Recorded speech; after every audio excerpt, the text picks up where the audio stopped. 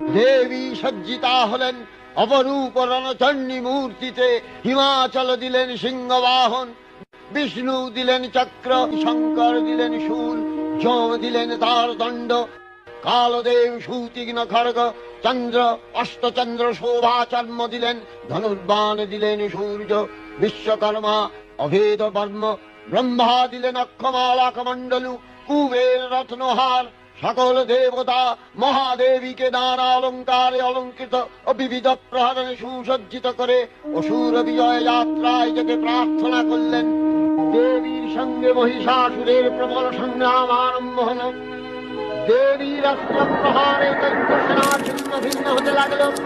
মহিষাসুর অনেকক্ষণে রূপ পরিবর্তন করে নানা কৌশল বিস্তার করলে। আমারো আবো